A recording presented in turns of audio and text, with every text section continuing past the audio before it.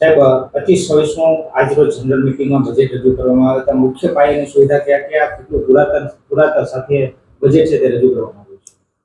જેતપુર નવાગઢના નગરપાલિકાના પ્રમુખ મીનાબેન રાજેશભાઈ ઉસળિયાની અધ્યક્ષતામાં નગરપાલિકાની બજેટ બેઠક આજે રોજ મળેલી હતી, જેની અંદર નગરપાલિકા દ્વારા 194 કરોડ 20,21,000ની આવકનો અંદાજ લગાવવામાં આવેલો છે.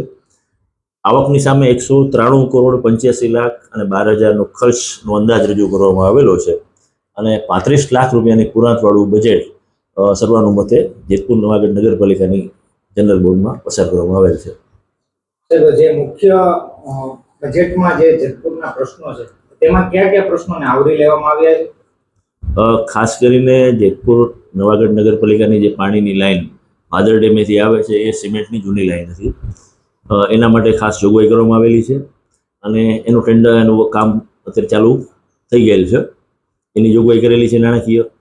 વધુમાં ભૂગર્ભ ગટરના કામો, પાણીના કામો, સ્ટ્રીટ લાઇટની બચત કરવા માટે એને સોલાર પેનલ લગાડવાના કામો વગેરે કામોનો આપણે સમાવેશ કર્યો છે. શહેરના બ્યુટિફિકેશન માટે આ બજેટમાં શું જોગવાઈ કરવામાં આવી? શહેરના બ્યુટિફિકેશન માટે ખાસ કરીને જે સરદારપુર લેક બ્યુટિફિકેશનનું કામ ચાલુ છે એની જોગવાઈ કરવામાં આવેલ છે અને બીજા અન્ય નવા ગાર્ડનો પણ ડેવલપ કરવાનું જોગવાઈ કરેલ છે. અત્યારે જે માંગ છે કે એક ટાઉન હોલ હોવો જોઈએ, રમતગમતનું મેદાન હોવું જોઈએ, આ જે છે એ બજેટમાં આવરી લેવામાં આવ્યું છે કે ટાઉન હોલની જોગવાઈ કરવામાં આવેલ છે અને હાલ ટાઉન હોલનું જે પ્રકરણ છે એ હેતુફેર માટે સરકારશ્રી કક્ષાએ પેન્ડિંગ છે અને ટૂંક સમયમાં જ આની મંજૂરી મળી જશે તો જેતપુરને ટાઉન હોલની પણ ભેટ ચોક્કસ મળશે. ગયા બજેટમાં સિટી બસનું એક જે વાત કરવામાં આવી હતી અને બજેટ મંજૂર થયું હતું, આ વખતે ફરીવાર બજેટમાં કોઈ જોગવાઈ કરવામાં આવી છે કે કાંઈ નહીં? એમાં આગળ વધવાનું આપણે સિટી બસ માટે લગભગ 7 થી 8 વખત ટેન્ડર કરેલું હતું પણ કોઈ એજન્સી ભરેલ નહીં.